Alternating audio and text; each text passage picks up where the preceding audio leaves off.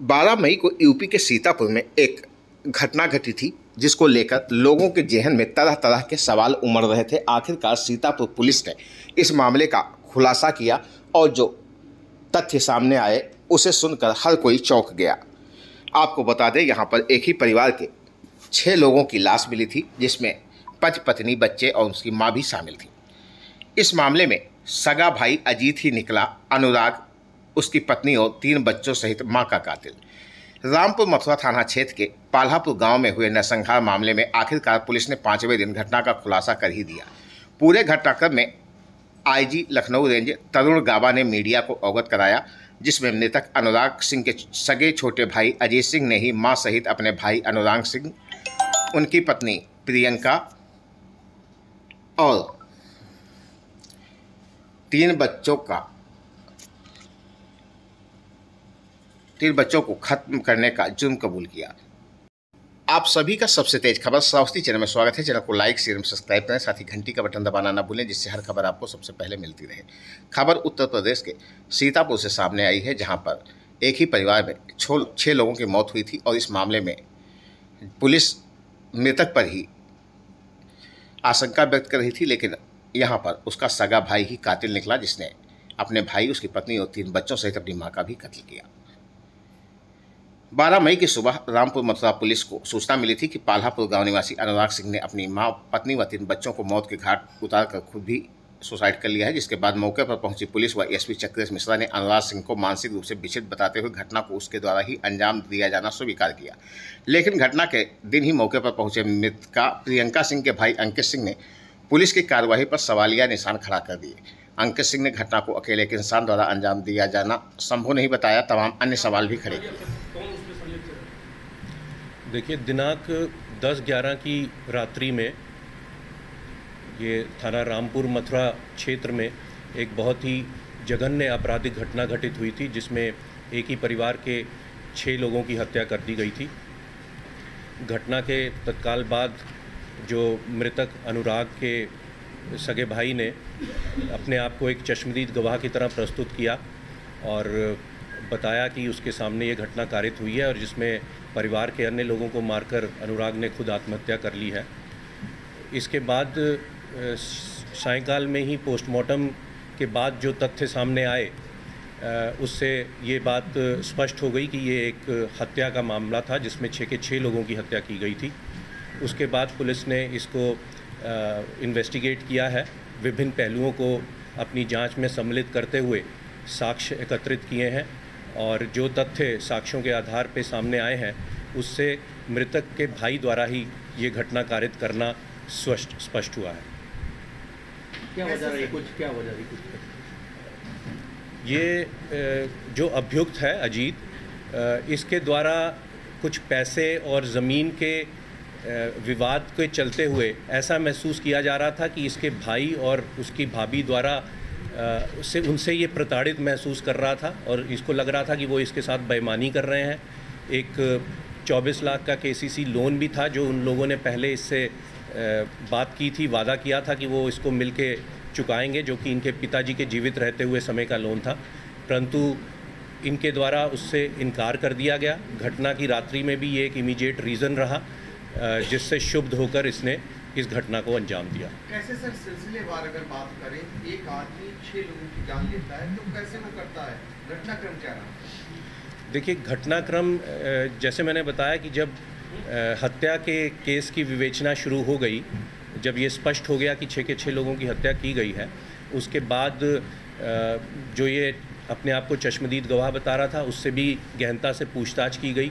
CDR analysis किए गए, tower dump analysis किए गए, जो अन्य रिश्तेदार थे, पड़ोसी थे, गांव के लोग थे, उनसे भी बातचीत की गई, छानबीन की गई।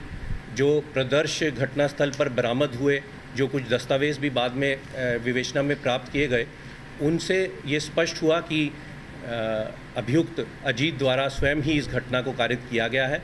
जहाँ तक घटनाक्रम का बात है, तो इसने सिलसिलेवार फर्स्ट फ्लोर से शुरू करके पहले अपनी भाभी को इस घटना का अंजाम बनाया, उसके बाद नीचे ग्राउंड फ्लोर पे आके इसकी माँ, जिनको जानकारी हो गई थी, उन पे वार किया, अपने भाई पे वार किया और फिर एक एक करके बाकी बच्चों को भी इसने इस घटना का अंजाम बनाया। जो विस्तृत इसके बयान हैं उनकी हमने सत्यापन अन्य जो साक्ष्य हैं उनके आधार पे करा लिए हैं और तदनुसार हम आगे विधिक कार्रवाई कर रहे हैं। ये सबको मारने के लिए पहले से प्लान अपना एक दिन बना लिया था या फिर कोई साक्ष्य न बचे इसलिए मार दिया सब कुछ? देखिए, ये पूर्व में ही अपने भाई और ख़ासकर अपनी भाभी से प्रताड़ित महसूस कर रहा था। इसको लगता था कि भाभी भी हैं जो वो भाई को सही निर्णय नहीं लेने दे रही और इसके खिलाफ वो लोग जा रहे हैं। तो इसका जो अब तक विवेचना हुई है, इससे ऐसा लग रहा है कि ये अपने भाई और भाभी को इस घटना का अंजाम बनाना चाहता था, परंतु बाकी लोग जो कि घटना के बारे में जान गए तो इस कारण से उसको उनके खिलाफ भी इसने ये घटना कारित की। सर, ये माँ को किस चीज़ से मारा है? देखिए, ये विवेचना के बिंदु हैं, साक्ष्य हैं, उनको अलग से विधिक रूप से औचित्यपूर्ण नहीं होगा कि उसको एक एक चीज़ को यहाँ पे साक्ष्य को प्रस्तुत किया जाए, परंतु हमारे पास पर्याप्त साक्ष्य आ गया है जिसको हम न्यायालय में प्रस्तुत कर रहे हैं। इसकी पत्नी की क्या भूमिका रही इसमें? क्या कुछ ऐसी भूमिका भी? देखिए, इसकी पत्नी और अन्य रिश्तेदारों उन सबकी भूमिका के संबंध में गहराई से छानबीन की गई थी, जांच की गई थी। उनकी लोकेशंस क्या रही हैं, क्या उनकी वार्ता हुई है, क्या जानकारी उनको थी, उस संबंध में विस्तृत विवेचना की गई है, परंतु अब तक की विवेचना से किसी अन्य रिश्तेदार का इसमें रोल नहीं आया है। और कितनी जांच में कितने लोग और लोग शामिल हैं? एक ही के द्वारा घटना की गई कि और लोग इसमें शामिल हैं?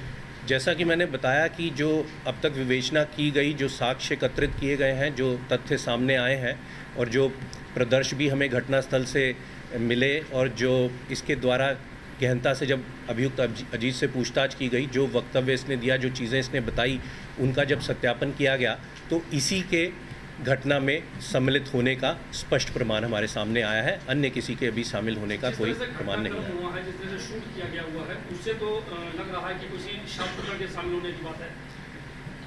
एक तमंचे का प्रयोग किया गया है और जो साक्ष्य घटनास्थल से मिले हैं उससे मैंने कि जैसे बताया कि अभियुक्त अजीत के सम्मिलित होने का पूर्णता साक्ष्य के आधार पर स्पष्ट हो रहा है।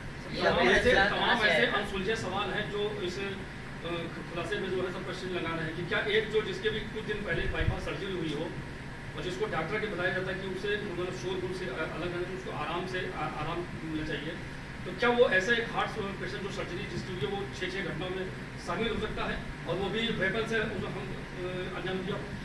देखिए, वो बहुत समय से जैसे मैंने बताया प्रताड़ित महसूस कर रहा था और उस रात को भी एक इमीडिएट रीज़न उसके पास भी रहा, ये भी हमारे सामने आया है। और जो भी एविडेंसेस घटनास्थल से प्राप्त हुई और जो और छानबीन की गई उससे मैंने बताया कि पर्याप्त साक्ष्य हमारे पास हुए कि उसके द्वारा ये घटना को कारित किया गया। ये अवैध असलाह जो इसने प्रयोग किया गया उसके द्वारा, ये इसके संबंध में कुछ आपने जानकारी ली, कहाँ से उसके पास आया? हाँ, उसके बारे में छानबीन की गई है। वो उसके पास घर में पहले से मौजूद था जिसकी जानकारी उसके द्वारा दी गई है और अभी विवेचना प्रचलित है। अभी अन्य बिंदुओं पे और भी छानबीन की जाए। आखिरी सवाल, कितनी टीमों ने कितने घंटे तक ये जांच कर निष्कर्ष निकाला है? देखिए, ये 10-11 की रात्रि में घटना कारित की गई थी जिसकी सूचना पुलिस को 11 सुबह प्राप्त हुई थी और फिर सायंकाल तक पोस्टमार्टम होते हुए और रात्रि में देर रात्रि में रिपोर्ट आते हुए स्पष्ट हो गया था कि ये हत्या की एक घटना है। और इसके बाद पिछले 5 दिनों में विभिन्न टीमें इसमें सम्मिलित रही हैं, सर्विलांस टीम, एसओजी टीम, थाने की टीम।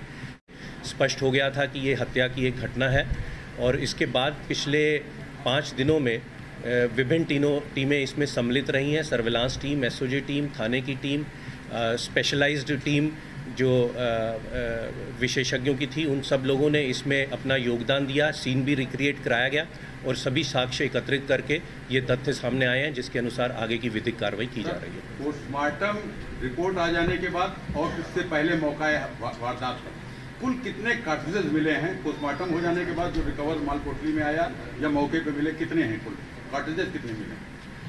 देखिए, जो प्रेस नोट में आपको ये डिटेल्स दे दी हैं, इसमें 4 खोखे जो हैं वो घटनास्थल के विभिन्न स्थानों से मिले थे और साथ ही में एक खोखा जो कि तमंचे के अंदर फंसा हुआ था वो प्राप्त हुआ है।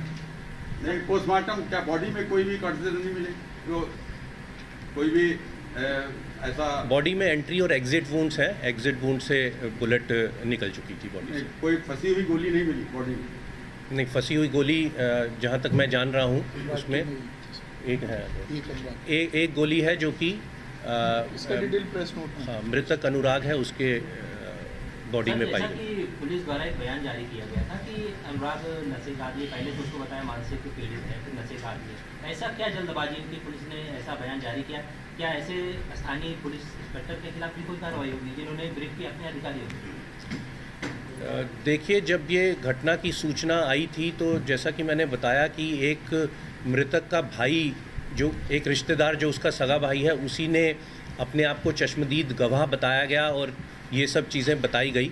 इनको वेरीफाई कर लेना आवश्यक था, ये मैं समझता हूँ, परंतु उसी ने पुलिस को शुरू में गुमराह किया, परंतु जैसे ही और तथ्य सामने आए थे तो पुलिस ने सही लाइन पे उसकी विवेचना फिर शुरू कर दी थी और जो भी खामियां उसका हम हमेशा सुधार करते हैं, आगे भी सुधार किया जाएगा। सर, अमूमन देखा जाता है कि छोटी से छोटी कोई घटना होती है तो उससे पुलिस से बात की जाती है, तो हमेशा यही कहा जाता है कि पोस्टमार्टम रिपोर्ट आने के बाद सामने बात रखी जाएगी।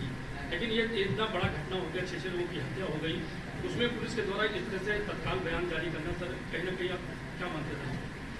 देखिए, जैसे मैंने बताया, पुलिस का प्रयास रहता है कि जितनी जल्दी किसी भी घटना के बारे में तथ्यों को, जो प्रिलिमिनरी इन्फॉर्मेशन है, वो जल्दी से जल्दी पब्लिक को बताई जा सके, मीडिया को बताई जा सके, तो उसके अनुसार कार्रवाई की गई थी। कुछ तथ्य सामने, जो गलत तथ्य प्रकट आ गए थे, जो कि किसी ने गुमराह किया था, वो तथ्य कोट कर दिए गए थे, तो वो एक बिंदु है। बट जैसा कि मैंने बताया, जैसे ही और जैसे पोस्टमार्टम रिपोर्ट और अन्य तथ्य सामने आए जिससे पता लगा कि एक्चुअल घटनाक्रम किस दिशा में है, तो तभी उसी दिशा में कार्रवाई शुरू कर दी गई थी।